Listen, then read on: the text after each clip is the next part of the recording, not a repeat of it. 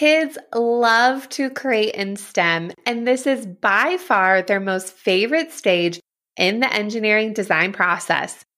In this episode, I'll be sharing with you teaching strategies to help student projects so you can have controlled chaos in your classroom. Welcome to the Elementary STEM Coach Podcast, a show that'll help you with lesson ideas, systems, and actionable tips to apply to your classroom. I am your host, Naomi Meredith, a former classroom teacher turned current STEM teacher and coach. With over a decade of experience teaching and a master's degree in STEM leadership, I am here to coach you throughout the year to help you gain back more time to create innovative experiences for your students. Grab your earbuds and let's get started. I wanted to start off this episode by reading another review that was left on Apple Podcasts for this podcast. Here is what Brownie819 had to say. I am looking forward to hearing your podcast. I am a K-2 STEM teacher and love all your work that you do with engineering challenges. So many times I put together an idea and hope children will have some success with it. I can't wait to follow along. Thank you so much for your review. I am so appreciative of that. And speaking of engineering challenges, for this episode, I have a free engineering design process poster and planning guide that you can download for your classroom. You can grab that at naomimeredith.com/podcast-EDP, and I'll also link it in the show notes.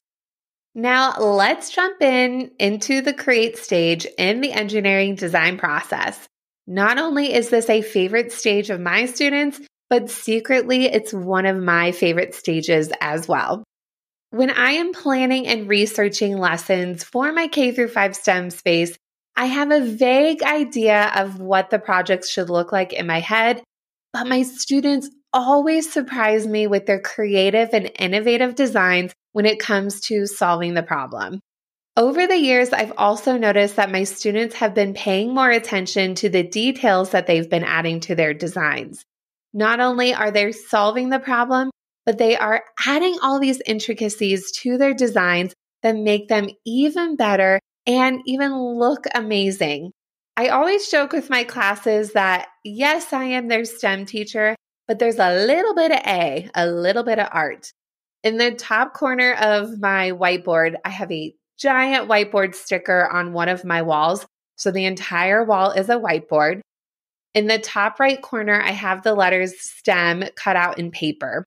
And in between the E and the M, I literally have a little A written in between. So I'm their STEM teacher with a little bit of A, literally.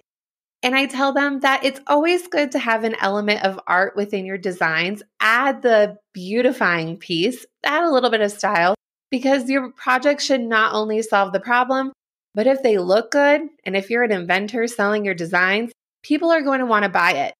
I always give them the example of the car, the PT Cruiser, because yes, it's probably a quality car, but it is super ugly. I'm sorry if you drive this car, but it's super ugly and it's not super popular because, well, people don't want to be seen driving that. At least I don't. Anyway, let's dive into these strategies that you can use within your teaching during this create stage in the classroom. This stage, the create stage, is right after the plan in the engineering design process. And we talked about that in the last episode, episode 18. So if you haven't given that a listen, make sure to go and check that out to get some ideas for enhancing the planning stage before the kids dive into create. The create stage can get a little bit crazy very quickly, so let's talk about ways how you can have students create within controlled chaos. I definitely thrive in a classroom when there is a lot going on. My ADD kicks in and it definitely becomes my superpower because for some reason, I know exactly what is going on with all the kids in all of their projects. Also, being the oldest of 5 kids, I am used to being in loud environments with a lot going on. So these two things definitely become an asset during this create stage in the engineering design process. When students come in for the day, so this is typically day 3 for me, after we have asked the question, did some imagining, and did some planning, the students still come in and meet in our group meeting area, and I still have a short mini lesson for them before they tackle their projects and work the entirety of the class. This is the time where I will review where supplies are located in my classroom, and this definitely depends on how long you have known the students and if things have changed, or if you have set materials out in a specific part of the classroom, which I will do for certain projects. This is also the time where I will talk about the makerspace menu and how that process will work for the day and where all those materials are located. If you're interested in this whole process of the makerspace menu, I talk about this in episode 6, so go back and take a listen because this management system definitely helps with the controlled chaos during this create stage. I let students build on the floor and at the tables, definitely by choice, and I typically don't have assigned seating for this stage of the process.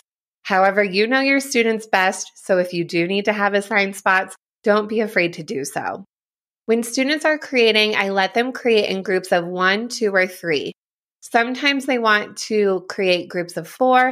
However, that gets a little bit crazy, especially since the projects are so small. There isn't usually enough for kids to do when they are in a group of 4. So when that's the case, I tell kids to split up in groups of 2 and 2. They can work side by side, share ideas, but they're creating 2 different projects so that all the kids have a chance to work on something for the next few days. I also remind students that projects will need to be cleaned up at the end of class and they will be put on our grade level shelf. This is especially important to tell kids because sometimes they might want to glue or tape things to the tables, and then when the end of class comes, they're sad because they have to take it all apart. So this really enhances their designs as well because this helps them be mindful so they have to create things that can be moved back and forth over the next few days. I also like to have a timer up on the screen that all students can see during their work time. I did this as a classroom teacher during our independent work time, just as a time management strategy. And it's so interesting when I started implementing this with my K-5 STEM students. A lot of them started getting really freaked out by the timer. I did have to have a whole lesson about the timer isn't me making you rush through everything. The timer is more for me as a teacher to make sure that I am giving you enough work time and that when it's time to clean up, we have enough time for that. I tell them I have more students to teach throughout the day. I teach 6 classes a day, and I wish I could keep them all day, but I definitely need to have a timer so we can stay on track and clean up, and then the next kids can come in. Also, a little tip about the timers, remind students that it's not New Year's and they're not counting down when it gets to 10 seconds or less. For some reason, this has become a pet peeve of mine. When it happens 24 different times, you get annoyed pretty quickly. So add that little tidbit in there when you use a timer. My favorite visual timer to use in the classroom, and if you haven't checked it out already, pause this podcast and go look at it. The website is named classroomscreen.com, and it has all of these widgets at the bottom. There's not only a timer that you can pull up on the screen, but there is a clock you can add. You can embed images. You can embed Google Slides that you can click through. So all of those different widgets, and there are more, trust me, check it out. All of these different widgets are up on the one screen, so you don't have to minimize and move different website tabs around so you can fit it all in. You can fit it in on this main platform. It is a freemium, so the free version won't save all of the stuff that you have up on the screen unless you leave the tab open and don't shut down your computer. But I believe the annual subscription is a pretty reasonable price, and it actually might be worth the investment, especially if you are teaching many classes a day like I am. During this mini lesson, this is also the time where I will teach strategies to help them with their projects, but not necessarily teach them step by step on how to do everything. I really want my students' projects to look different. They might have some similarities just because those similarities might all solve the problem, However, this isn't a step-by-step craft. It is a STEM activity. So their inventions should all look different. So here's what I mean about teaching a strategy. When I was doing a lesson with cardboard, students wanted some of their designs to stand up on their own. I noticed that they wanted to do this, so during my mini lesson, I taught students how to create an L brace using cardboard. Some students wanted to use the strategy, some didn't, but it was just another way to enhance their designs and make them better without me showing them, oh, you all have to do this, you all have to use this strategy. Another way that I like to do this is posting up on my screen with Classroom Screen. I will add in images of students' work from the past that I have taken pictures of, and also real life examples if it's applicable. These are just as guides as inspiration, and the students probably have even seen them before when we were in the Imagine stage, but this is just a great jumping off point, especially for students who are having a hard time visualizing what their projects should look like. So definitely break out your camera while students are working and take pictures of their work and save it to a Google Drive folder. This is a great way to store all of those examples and also help you reflect as a teacher how you can improve the projects or even notice which strategies you can teach the students in the future. The second teaching strategy to help manage the projects in your STEM classroom is managing the things that stick. And I'm literally talking about the things that stick: glue sticks, tape, and hot glue guns. It's kind of funny that I'm talking about this, but this is a hot topic in the STEM space, and let me tell you. First are glue sticks. I like to buy this Amazon Basic brand that is so similar to the Elmer's Glue brand, but a little bit cheaper. I will definitely link these in the show notes for you. In episode 5, I talked about the organization of materials in your STEM classroom, so go back and take a listen if you're unsure how to get things all going in your space. With glue sticks, I like to have these in a simple plastic bucket on the tables and have a collection of scissors for students to use. In a separate bucket, I have pencils and large erasers. At one point, I did have caddies that had all the compartments that I would set out on the tables. However, I felt that having all those supplies available all the time were quite a distraction for kids, especially when it came to pulling out the scissors and cutting things that aren't supposed to be cut, like hair and pencils. So I like keeping the pencils out all the time, and then I pull out those buckets of the glue sticks and scissors when needed. I actually don't use the white squeezy glue in my classroom because with that many kids coming into my room, I feel like that would get messy really quickly. And I know that the tops of the glue bottles get clogged. There is a way to unclog them, but that's just something I don't want to be doing with my time. So glue sticks are it for me. I also have a little collection of glue stick caps that I keep available for kids if they happen to lose their cap. So that's really helpful as well, so we can keep those glue sticks as long as possible. When it comes to tape in my classroom, I am a masking tape only girl. I do have clear Scotch tape on the side when it comes to specific student requests. They might want the tape to not show in their design, but overall, we are here for the masking tape. Again, there is a bundle of tape that I like to purchase on Amazon quite regularly, so I will also link that as well. Now, one of my favorite things to do when it comes to tape management is to create baby tape rolls. This is something that I started during COVID, but has carried on because it's been quite a success in my classroom. What I do, and also what I have also taught my students to do, is to measure about 24 inches of tape on a yardstick, rip that off, tape it onto a popsicle stick, and hold the sides and roll it up to create a baby tape roll. This is great because this is all the tape that students can use for their projects, so it really helps them be mindful of how they use the tape. And then in between those days, their tape is in their supplies throughout the week, so then they can have it readily available for them. Last are the hot glue guns, and this is a specialty item that I have on my makerspace menu. I don't use hot glue guns all the time for all projects, And this is something that we work up to the second semester of the year for 2nd through 5th grades. During that mini lesson, I will teach kids about the expectations and rules when using hot glue guns. Your school might also want you to have a permission slip when using this type of tool, so ask your admin if that's something that you need to implement. We'll go over hot glue guns, how to use those in our space, and where they're located in our classroom. I do have a list of those safety rules up in my TPT shop in a simple, organized poster, which again, I'll link for you in the show notes. The hot glue guns I like to use are low temperature and they are made for kids. So there are less safety concerns when they use this tool, but it's also great for them to learn to use it as well because it does have some stronger capabilities than my sad little glue sticks. Finally, at the end of class during this create stage, students have to clean up and store their projects.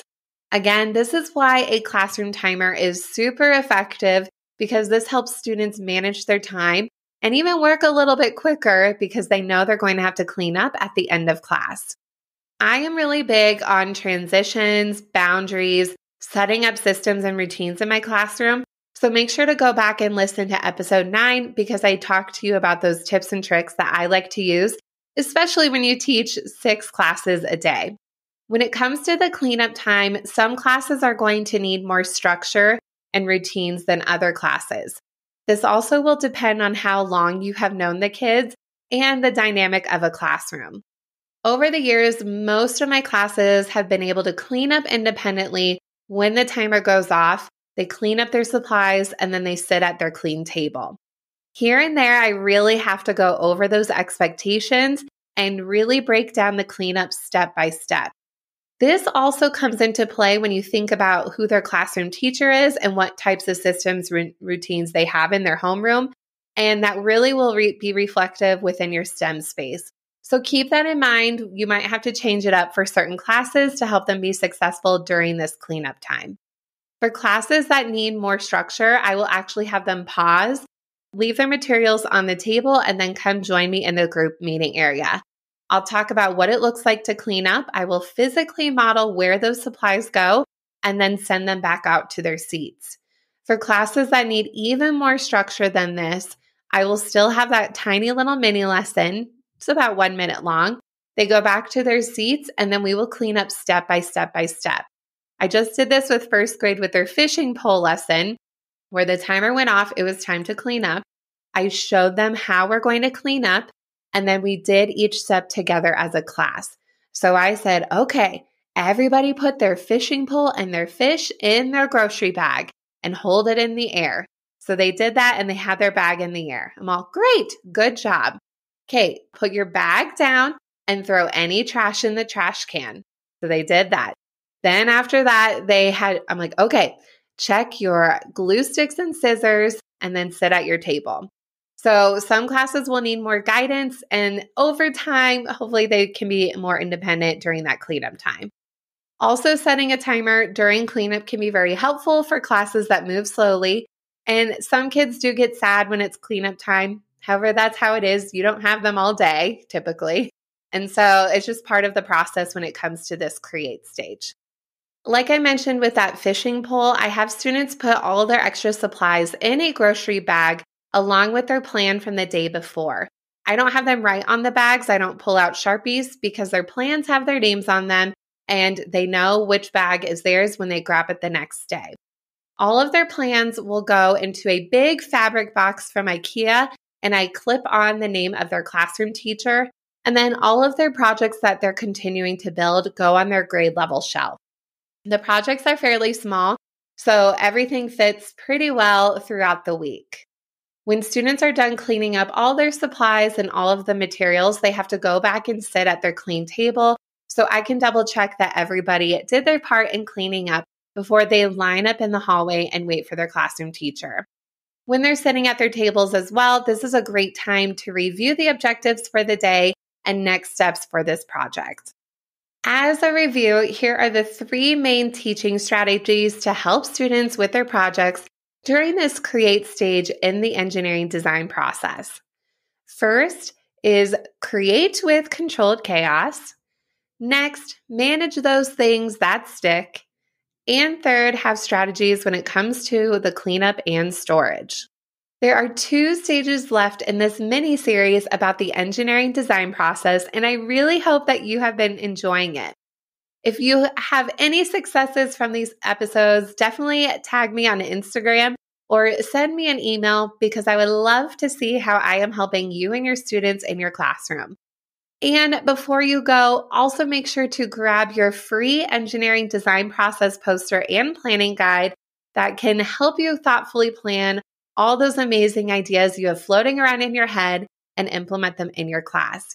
You can grab them in the show notes for today or use them using this direct link, naomimeredith.com/podcast EDP. Thank you so much for listening to today's episode of the Elementary STEM Coach Podcast. I would love to connect with you over on Instagram at @NaomiMeredith_ or send me an email to elementarystemcoachpodcast@gmail.com. Also, make sure to check out my website, naomimeredith.com, to see all the show notes from today's episode and shop my K-5 STEM resources. Any questions you have, needs for resources, or ideas for episodes, get in touch. I'll talk to you soon.